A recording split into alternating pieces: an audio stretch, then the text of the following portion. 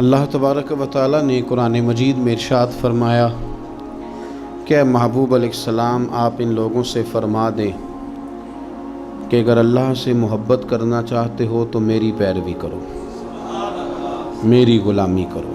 قل ان کنتم تحبون اللہ فاتبعونی، آپ فرما دیں کہ اگر اللہ سے محبت کرنا چاہتے ہو تو میری پیروی کرو، یحببکم اللہ، اللہ تمہیں اپنا محبوب بنا لے گا۔ حضور نبی پاک صلی اللہ علیہ وسلم کی غلامی، حضور کی پیروی، نبی پاک کی محبت، سرور کائنات علیہ السلام کے دروازے کی گداگری، حضور کے درویزہ گر بن جانے سے، ثنا خاں بن جانے سے، نعت خاں بن جانے سے، نبی پاک صلی اللہ علیہ وسلم کے دین کے چوکیدار بن جانے سے، حضور کے دین کے طالب علم بن جانے سے، نبی پاک علیہ السلام کی اتباع کا سفر کرنے سے، حضور کی حدیث کا ذوق پیدا کرنے سے، بس کسی بھی طریقے سے نبی پاک سے بندہ جڑ کے حضور کی پیروی میں آ جائے، رب کا محبوب بن جاتا ہے۔ ایک بات اچھی طرح اپنے ذہن میں بٹھا لیں کہ اسلام بالکل فطرتی مذہب ہے، جبراً ہم سے کام نہیں کراتا۔ دل اللہ تعالیٰ کے دست قدرت میں ہے، رب چاہتا تو ہر کافر کا دل اسلام کی طرف موڑ دیتا، پابند کر دیا جاتا کہ اگر تم دین قبول کرو گے، دین پر عمل کرو گے تو فلاں فلاں چیز ملے گی، ورنہ نہیں ملے گی۔ آ جاتے لوگ پھر بھی، لیکن دین کی سب سے مضبوط گرہ محبت ہے۔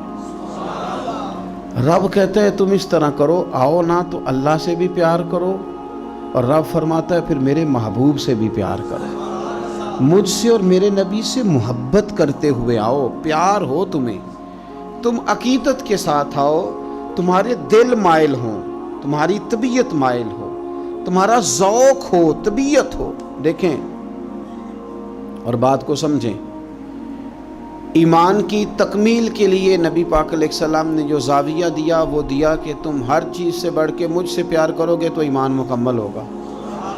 کاش کبھی ہم اس حدیث کی گہرائی میں اتر کر، بڑی معروف ہے، سب کو آتی ہے، لیکن کبھی اتر کر دیکھیں کہ تکمیل ایمان حضور کی محبت کیوں قرار پایا۔ اگر آپ بغیر محبت کے حضور کی طرف بڑھ رہے ہیں اور بغیر محبت کے دین کی طرف بڑھ رہے ہیں تو ہو سکتا ہے کہیں آپ محسوس کریں کہ میں مجبور کر دیا گیا ہوں، کہیں آپ محسوس کریں کہ مجھے اپنے آپ پر جبر کرنا پڑ رہا ہے، لیکن جب محبت ہو جاتی ہے تو محبت محبوب کی طرف کھینچتی ہے۔ محبت زبان پر محبوب کا نام جاری کرا دیتی ہے، محبت محبوب کے تذکرے پر بندے کو لگا دیتی ہے، ذوق بن جاتا ہے، شوق بن جاتا ہے، توانائی پیدا ہو جاتی ہے جذبات میں۔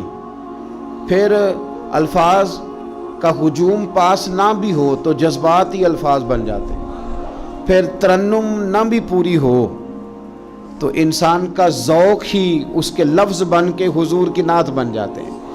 شرط یہ ہے کہ محبت ہو۔ پھر ایک اور زاویے سے حضور نے اس بات کو سمجھایا، بخاری مسلم میں موجود ہے، فرمایا اگر تم چاہتے ہو نا کہ تمہیں ایمان کا ذائقہ ملے،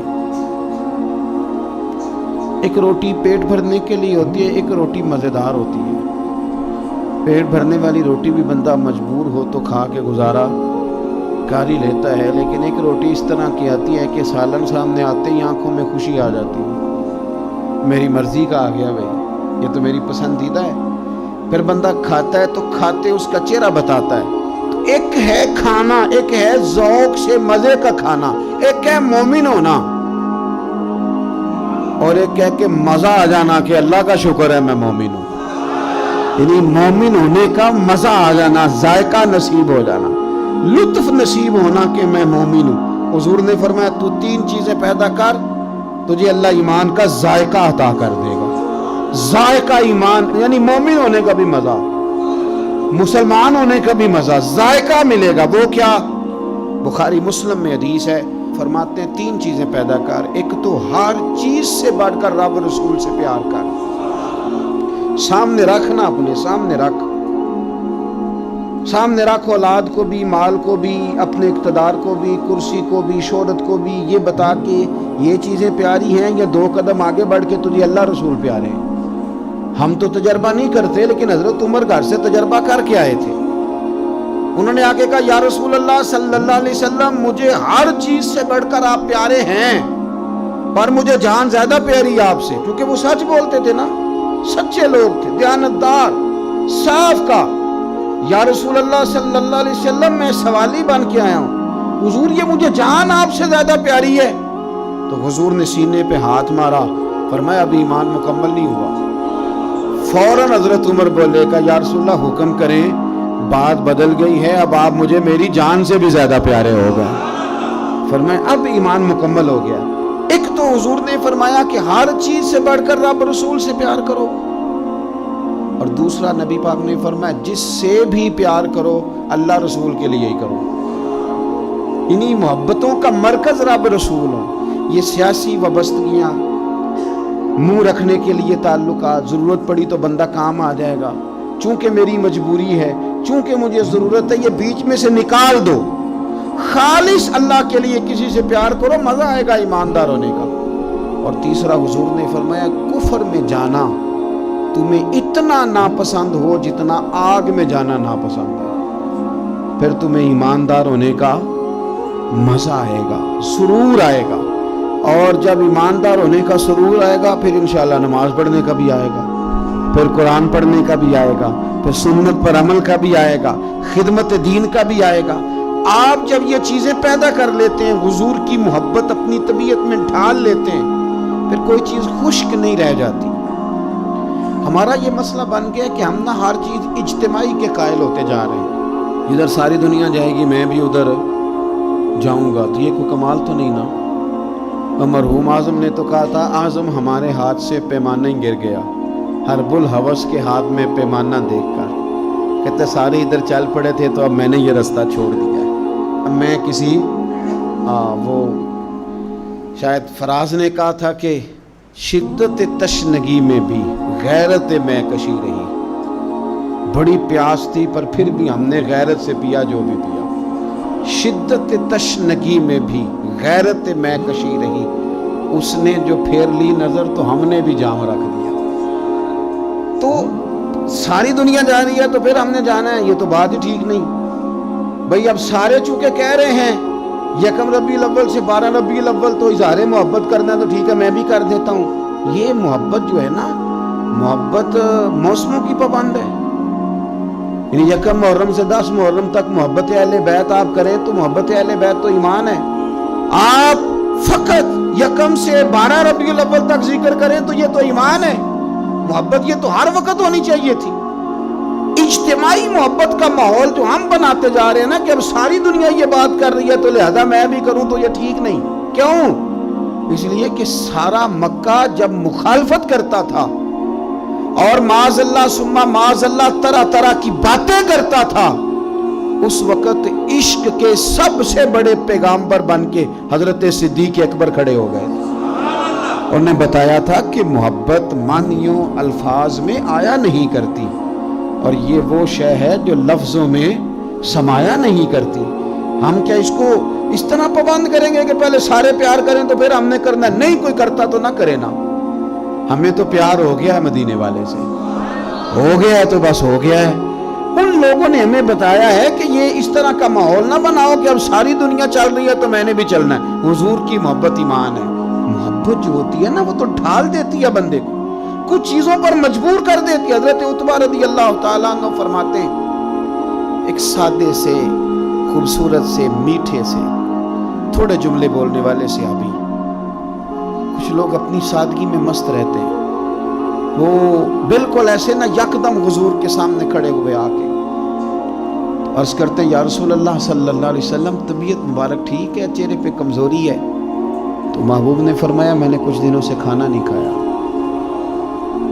فقر اختیاری ہے میرے نبی پاک کا، یہ دو جہاں کے شاہ ہیں، بس پاس کچھ رکھتے نہیں، اختیاری فقر ہے، بس کھجور پانی پہ گزارا ہے، کئی دنوں سے کھایا نہیں۔ صحابی نہ دوڑے گئے گھر میں،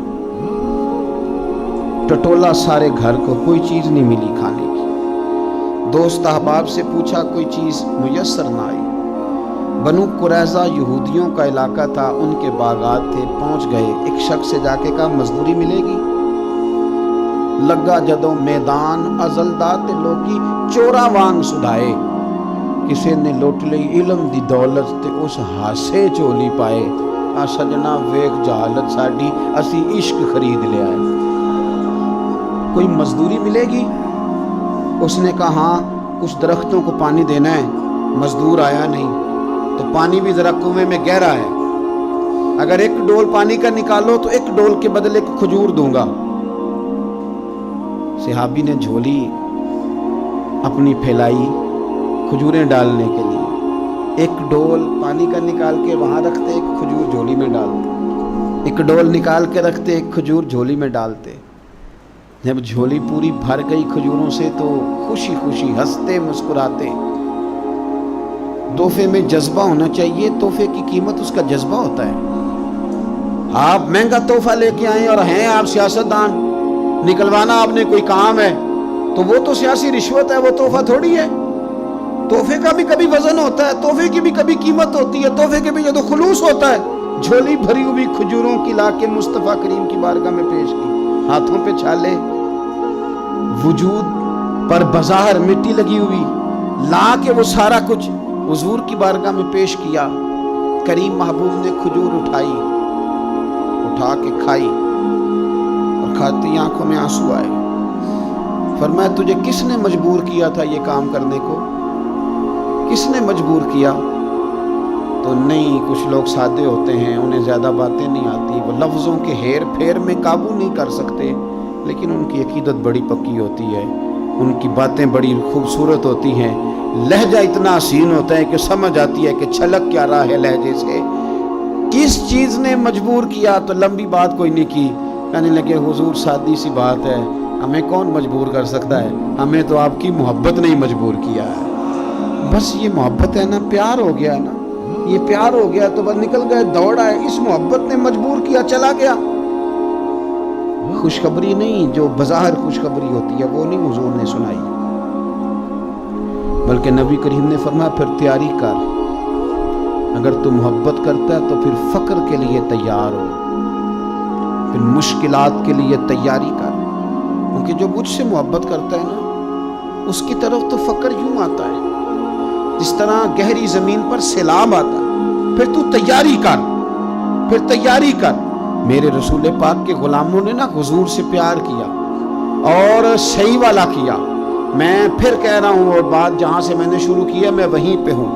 इज्तिमाई मोहब्बत नहीं कि अब सारे चल रहे हैं तो चलो मैं भी, ये वाला अंदाज नहीं। बस मोहब्बत हो गई, बस प्यार हो गया, यानी गुलामी कर ली।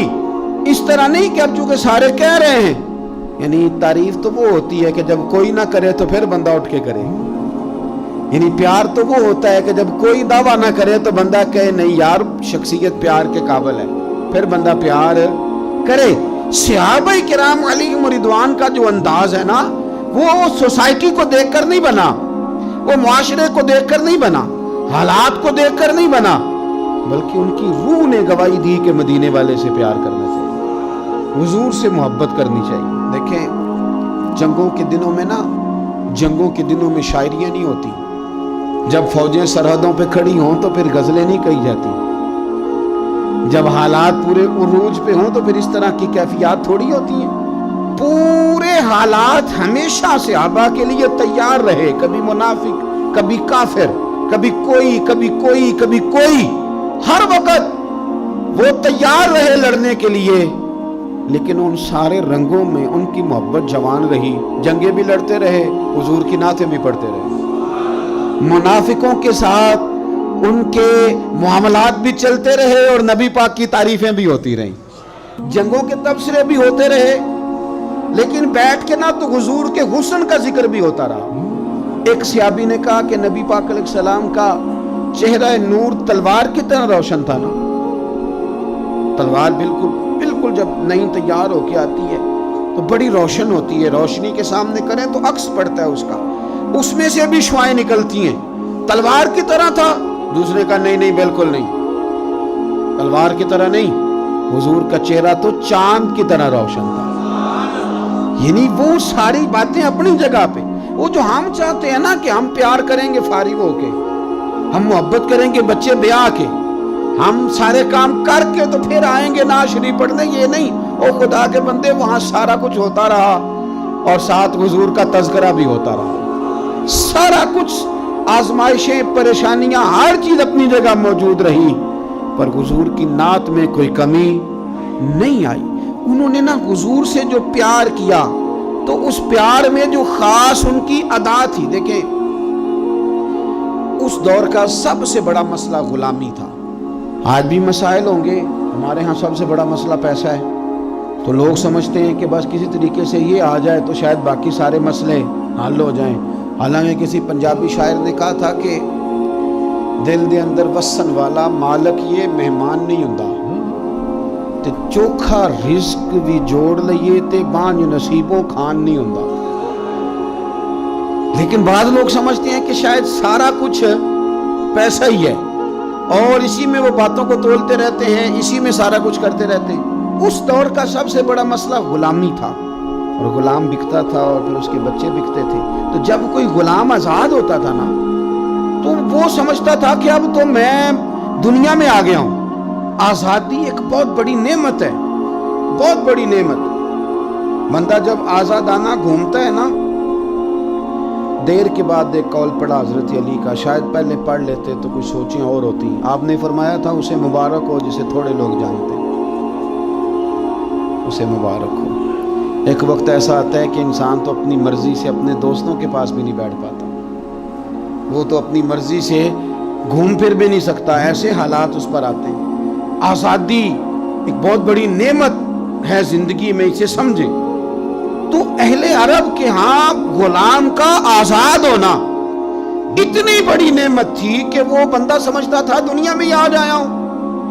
حضرت زید بن حارثہ نبی پاک کے غلام ہیں، بچپن میں کسی نے اغوا کیا، مکے لا کے بیچا، اور پھر حضرت خدیجہ الکبریٰ رضی اللہ تعالی عنہا کے ذریعے حضور کی بارگاہ تک آ گئے۔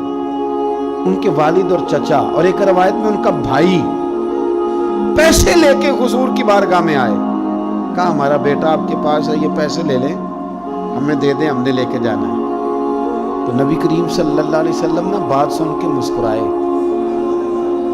کچھ مسکراہٹیں بڑی معنی خیز ہوتی ہیں۔ حضور مسکرائے، فرمایا میں زید کو بلاتا ہوں، اگر وہ تمہارے ساتھ جانا چاہے تو یہ پیسے تم ساتھ اپنے پاس رکھو، ایسے مفتی لے جانا اگر جانا چاہے۔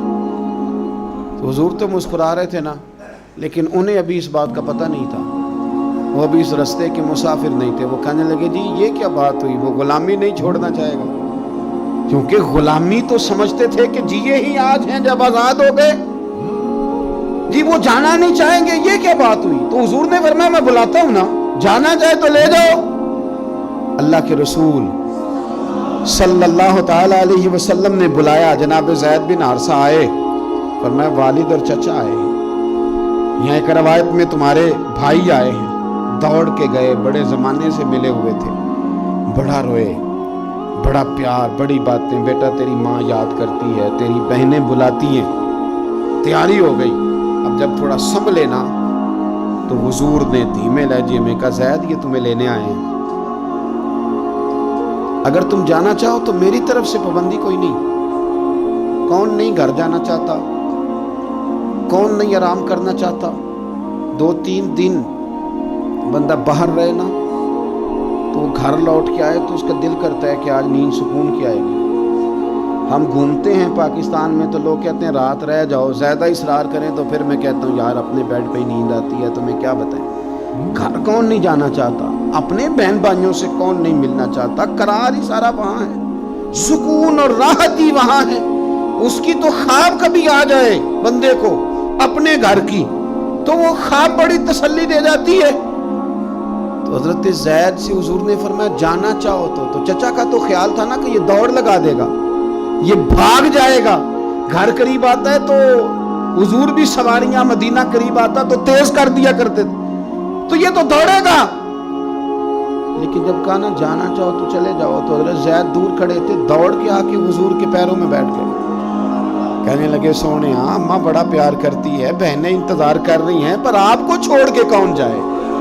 حضور آپ کو چھوڑ کے چلا جاؤں، یعنی آپ کو چھوڑ کے بولے بریلی کے امام، کہنے لگے تیرے قدموں میں جو ہے غیر کا منہ کیا دیکھیں، تیرے قدموں میں جو ہیں، تیرے قدموں میں جو ہیں، تیرے قدموں میں جو ہیں وہ غیر کا منہ کیا دیکھیں، کون نظروں پہ چڑھے